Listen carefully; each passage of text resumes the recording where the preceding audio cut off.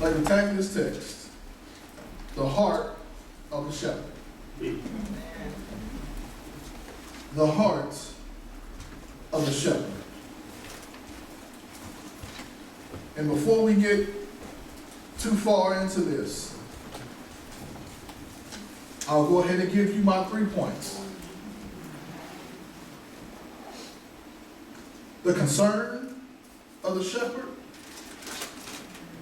the persistence of the shepherd, and then the love of the shepherd. So as we embark on this 15th chapter, the Bible tells us, and St. Luke writes for us, that Jesus is teaching. He is doing what he does best, and he is just teaching, and he's just around. And no matter where Jesus goes, there always tends to be a crowd that gathers and follows after him. No matter if he is just on a boat or if he is on the mountain, he could just even be sitting down trying to have breakfast, and before you know it, there's a crowd that follows.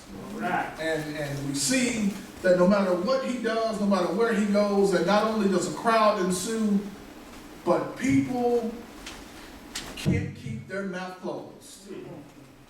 Because if Jesus goes anywhere, then somebody is going to say, hey, Jesus is here. And when somebody says Jesus is here, they know that they can get whatever they need from God. Okay.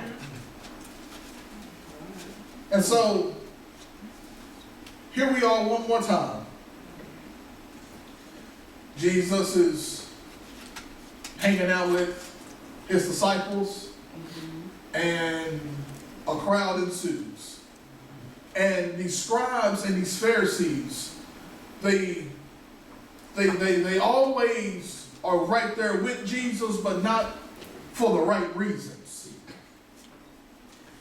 And these scribes and Pharisees, they are always trying to trap him, trying to use his words to twist and make them what they want them to be.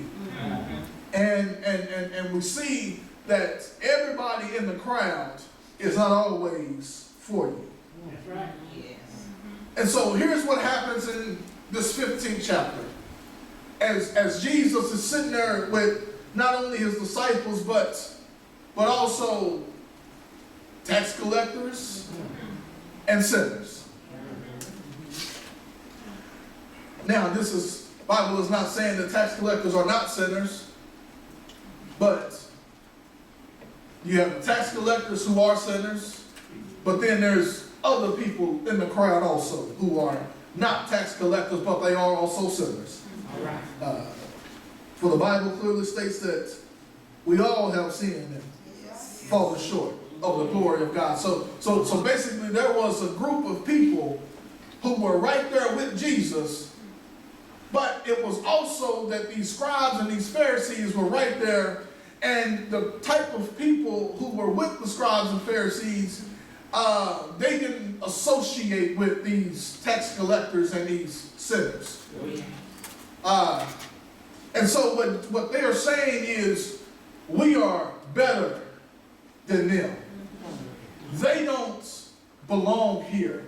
And if they are here, then they don't belong in the same section, in the same area, in the same seats that we are sitting in. So we sit here and they need to go on back there, or they need to go on over there. They need to be quarantined because they don't have the bank accounts we have.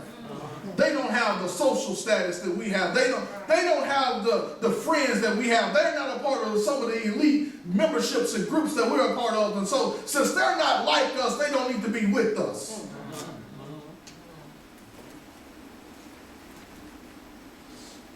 And so Jesus hears what they're saying. And Jesus asks them a simple question and brings up this story. He says, if this shepherd had 100 sheep, and one thing we have to know about the ancient Middle East is the word, and the not only the word, but the occupation of a shepherd was it was a lowly and it wasn't a job that one just aspires to have. Being a shepherd was, in a sense, as they viewed, as the scribes and the Pharisees viewed it, being a shepherd was, in a sense, just one step above being a tax collector. And the tax collectors got a bad rap because every time they collected the taxes on the Jews or for the Jews to give to the Romans, that they would take one from the Jews and take two for themselves. And they could not be trusted regardless. It was almost like they was running a Ponzi scheme because no matter how much I gave, it was never enough. All right. And so these scribes and these Pharisees, they looked at the shepherds as being one step above that to say that even though you're not doing anything illegal, that we don't have anything to do with you. All right. I mean, you think about a shepherd. Think about a shepherd. A shepherd is the one who is outside all the time. And I remember growing up, I never understood this until I got older. But growing up, we would always be outside. I think I am one of the last generations that actually played outside. I we would come in the house and the first thing my parents or my grandparents would say was, "Boy, go get in the shower because you smell like outside." And I never knew that outside had a smell to it until I got older, and I realized that what they were talking about in outside is really not a good smell.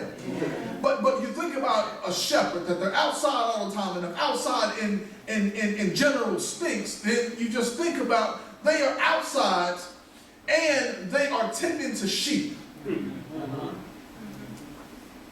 You know, you've seen pictures of the shepherds, and they have the staff, and the staff is pointed on one end and has a little hook on the other end.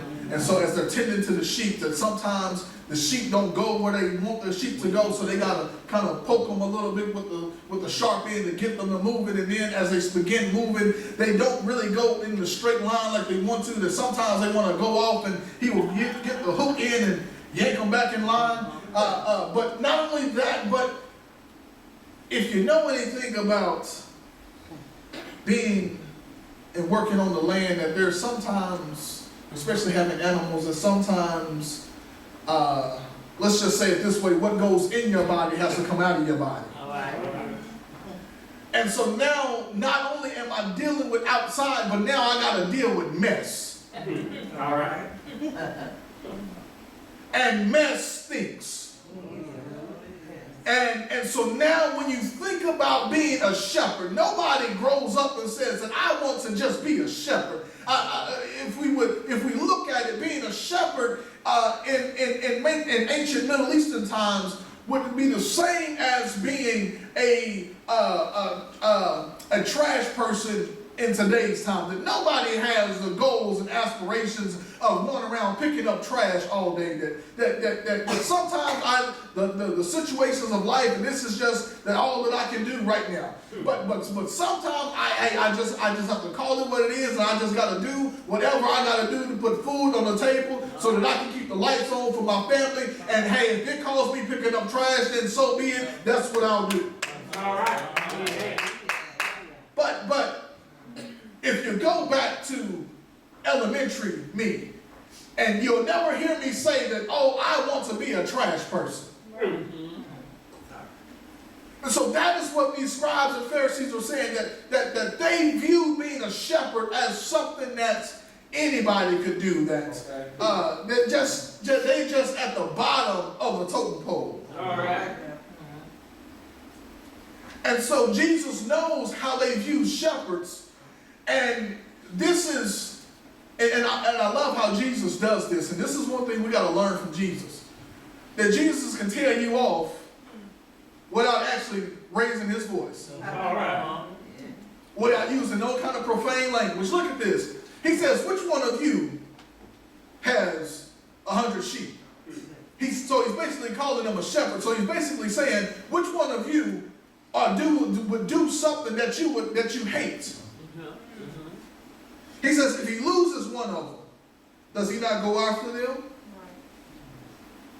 Does not leave the 99 in the wilderness.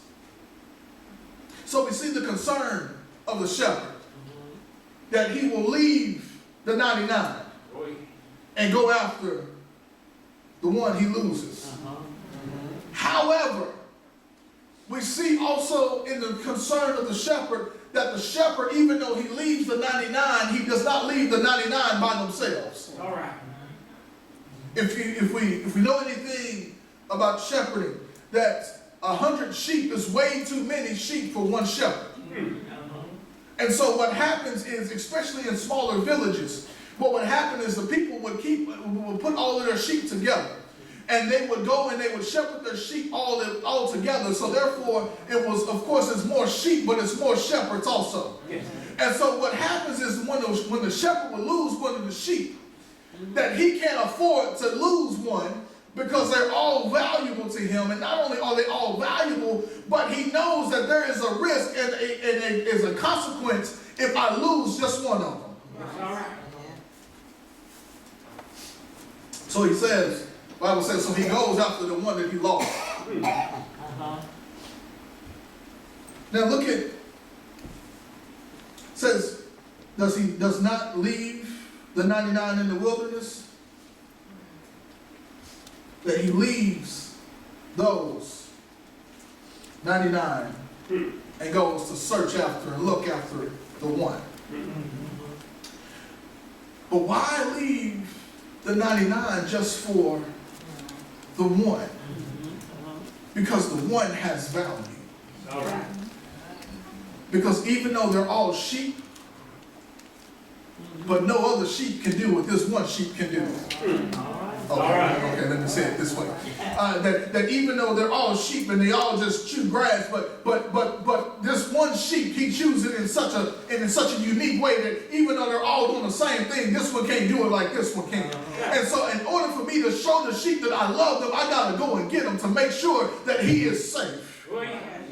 And not only is it because it's valuable, but it's also one of those things that sheep do not have any defense mechanisms.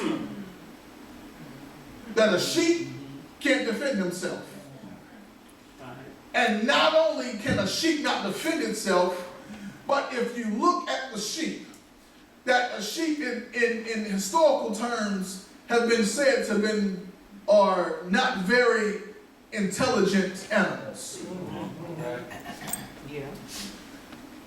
That a sheep, if the shepherd doesn't take care of it properly, and if it doesn't keep the wool at a certain length, that if a storm comes, the sheep will get wet, and the wool begin to get wet, and if the wool gets so wet and it begins to get heavy, that the sheep could actually fall over. And if the sheep falls over, and the sheep, not only if it falls over, but if it begins to lean over, then it will not be able to get itself back up on its feet. And so that's one of the reasons why the shepherd had to go and search after this sheep, because he says that not only is the sheep vulnerable without me, but he says that the sheep can't defend himself without me, and I got to be there to make sure that my sheep is okay. Amen. He says, here's another reason why the shepherd will leave the 99. Is because when you spend time, when you begin to spend time with someone, that a bond begins to grow. I'm not sure if I told y'all this, but I remember a few years ago when I was working from home, we decided, wife and I decided that we're going to save some money during the summer. But I never really saw the savings. But what we said we were going to do, since I was working from home, at a permanent thing, I was working from home. So it was like, we're going to keep the girls out of daycare this summer. Okay. And I mean, daycare during the summer, I believe it was like almost $300, almost $400 a week. Don't ask me where the money went. I can't show you the receipts. But so what we did was we kept them at home that summer. I would be in the back room in my office working, and they would do what they still do to this day, would come out there and just sit down and annoy me, just to be with me. And we did this all summer. And there were days that I would take them to lunch and we would have lunch dates. I mean, we would do all sorts of things. All right. And then when it came for school to begin, so they got ready for school that day, the first day of school, and of course I'm working. I get up and I see them off, and as wife takes them to daycare, I cried like a baby. Because it was just something about having them with me all summer that I didn't want them to leave now. Because I had grown attached to having them with me all of this time, and now they are not with me anymore, and I didn't know what to do with myself. Oh, yeah. Needless to say, I didn't get any work done that day. And that's what happens with the shepherd. That the shepherd, he grows and he nurtures the sheep, and he begins to spend time with the sheep. And naturally a relationship and a bond grows with that sheep. And even though I got plenty of sheep to replace the one, but even though I got 99 more, there's nothing like that one that I lost. Oh, yeah. Amen. So that's why the shepherd will go after the sheep, and he will go after that one and leave the 99 in the wilderness. Oh, yes. You look at the location. They're in the wilderness. As my dad always used to tell me, I didn't get it when he was saying it. But there's nothing good that happens after midnight. Uh-huh. I always wanted to go to the club, and I always wanted to do this, and I always wanted to do that. And he would always ask, what time are you going to be back? It's like, well, you know that you're not dropping us off until 10. And it don't close until 2. I will be back whenever you come and get us. But we always say there's nothing good that ever happens after midnight. And it took some growing up to understand that, because all of the trouble that I ever got into, never mind. But the shepherd says, I cannot leave the sheep in the wilderness because it's not safe for them in the wilderness. There's all different types of things lurking in the wilderness. There's other animals that would eat my sheep in the wilderness. There's other people who would try to steal my sheep in the wilderness. And I can't risk having my sheep being in danger. So I got to go after it. Look at this. It says that he does not leave the 99 in the wilderness and go after the one which is lost until he finds it. So we see, point to the persistence of the shepherd, that he goes after the sheep until he finds it. Now, and I had to do some. Y'all would be proud of me. I was searching every Bible, every book I had. I even searched Google, and Google helped me out last night, because I was looking at the way that Jesus uses the words lost, or loses, and lost. All right. And in the Greek, and I think I made some more gray hairs last night because I was searching. But in the Greek, when he uses the word loses, it says, what man of you having 100 sheep, if he loses one? Jesus, the way that he uses this in the Old Testament, in the Old Greek language, it is signifying just this one occasion. So Jesus is saying that this shepherd, on this one occasion, he loses one of his sheep. But then when he says, and go after it, after the one which is lost until he finds it, the word lost it's the way that it's used is signifying and that it is perpetually lost. Okay. I knew y'all wouldn't get it. That's why I didn't study that I had to do. is saying this one sheep that walked off, this is just this one time that this one sheep walked off. But when Jesus talks about being lost, Jesus says that the thing that's lost will forever be lost until the shepherd comes and finds it. All right. Oh, yeah. Okay. Y'all making me work harder than what I was planning on doing this morning. Jesus says that if you're lost, you're going to forever be lost until the shepherd comes and finds you. Oh, yeah. Now, who are the lost? Oh, this started getting real good to me. I was up to almost midnight last night trying to look at this. It got real good because I was like, who are the lost? And as I was looking at this and studying this, the lost could fall into three categories.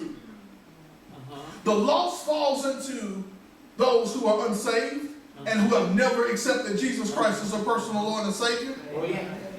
The lost also could be the unchurched, those who are without a church home.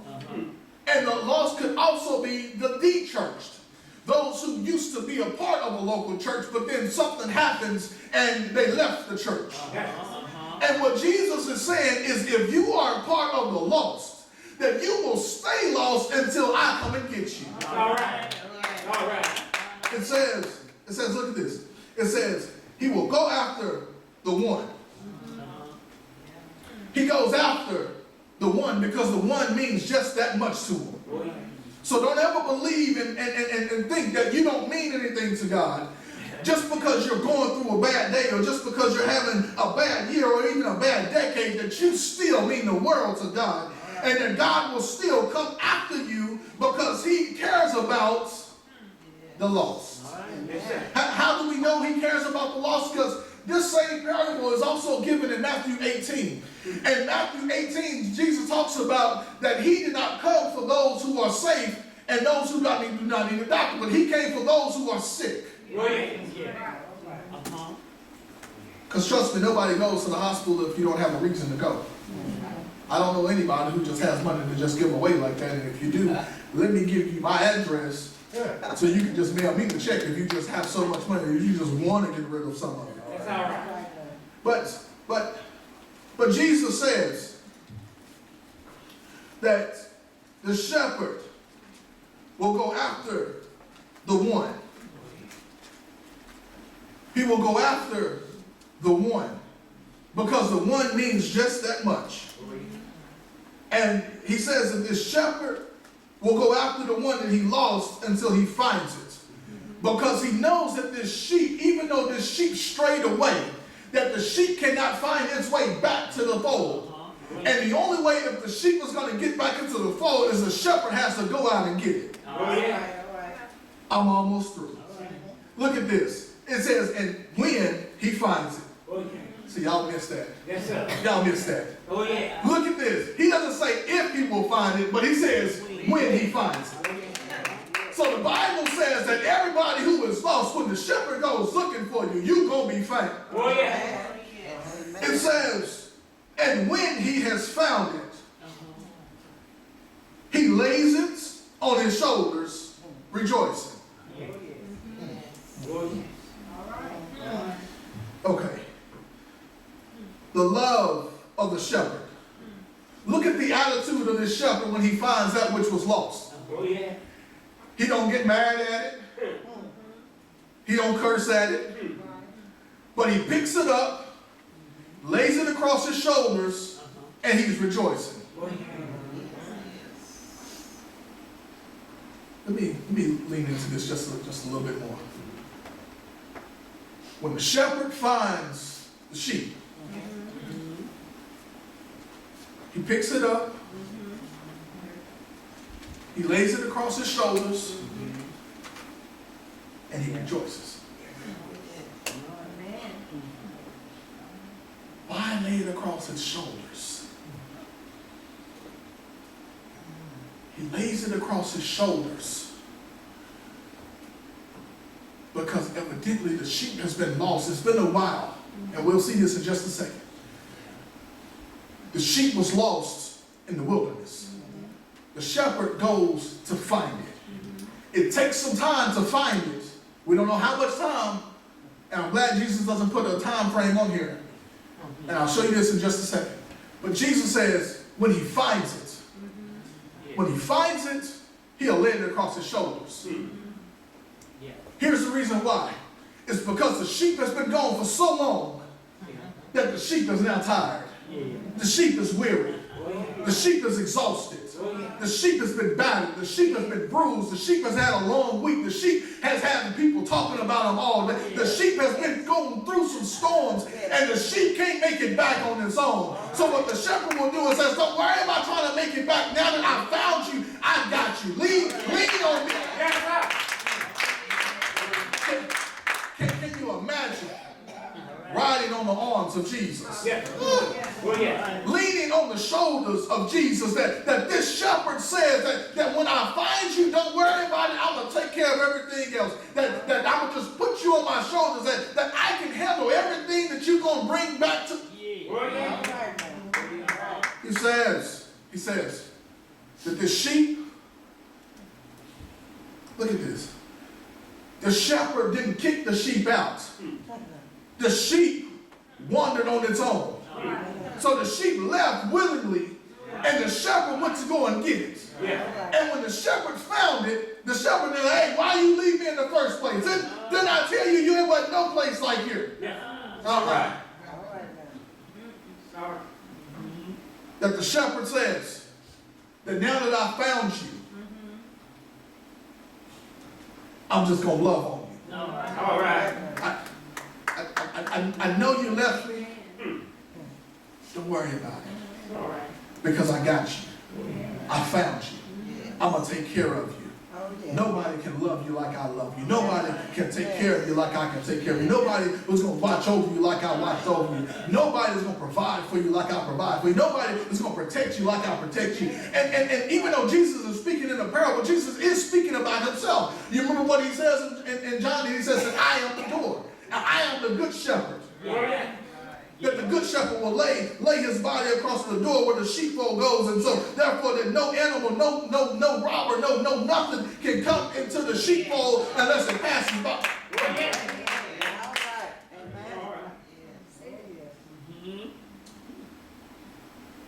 Jesus says, when he has found it, he lays it on the shoulders. He don't drag it.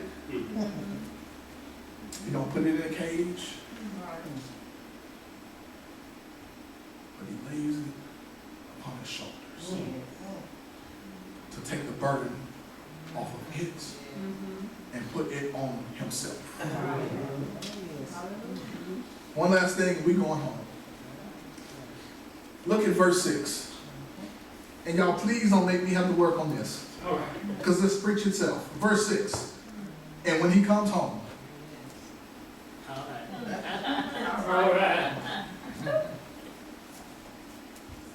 Okay, y'all didn't shout like I was anticipating you to shout, so let me work a little bit harder. Verse 6 says, and when he comes home. Yes, sir. Verse 6 says, when he comes home. Now, I don't want no fake claps. Because look at what happens. When he leaves the 99, they in the wilderness. So apparently it's been some time that has taken place. Some time that's gone by. Because when the shepherd finds the sheep, he don't go back to the wilderness. He goes home. All right. Okay, I'm through. That's all I had. I'm sorry I wasn't able to shout you, but here's my last point. That when Jesus comes to get me, he's not coming to take me to Mount Zion. He's not going to take me to somewhere else. But when he comes to get me, oh, I'm going home. That I got a home that was not made by hand. And Jesus says in John 14 that I am going to build a place for you. He says, and if I go prepare a place for you, I'm going to come back to you and I'm going to receive you unto myself. That where I am, you may be also. So that shepherd says that don't worry about that sheep that's lost. Because I'm coming back to get what belongs to me. And when I come back and get what belongs to me, I'm going to come and I'm going to love on them. I'm going to put them across my shoulders.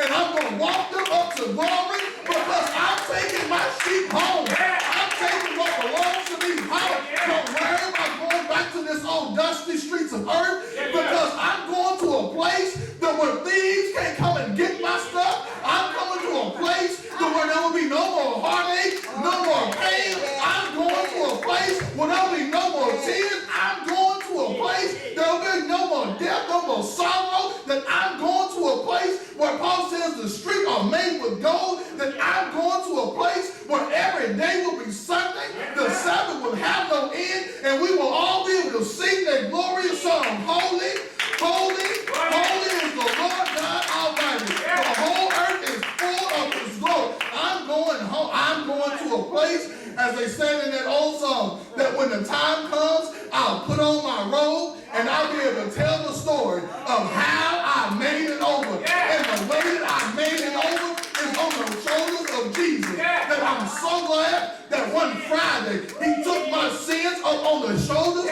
up on the hill called Calvary, and He hung them on the cross. He stayed there all day Friday. He stayed there all night Saturday. And when I'm so glad that early Sunday morning that He got up with all power in His hands. And because He got up, that my sins were buried in that grave, and I got up with Him. And not only did I get up with Him, but when He comes back, I'm going back with Him. That I got a home on the other side of the door.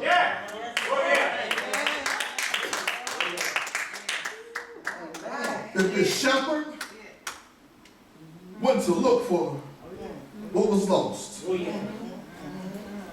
And when he found what was lost, he took it home.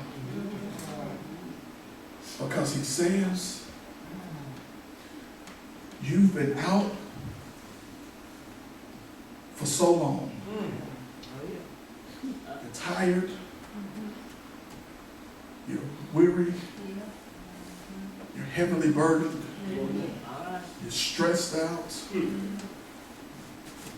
You don't know what to do.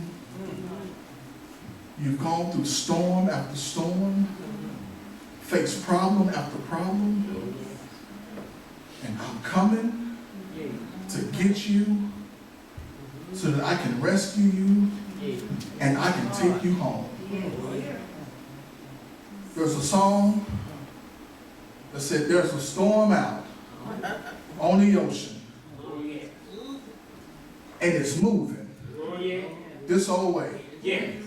If your soul's not anchored in Jesus, you will surely drift away. Drift away, drift away. You will surely drift away. God bless you, and may God keep you. There may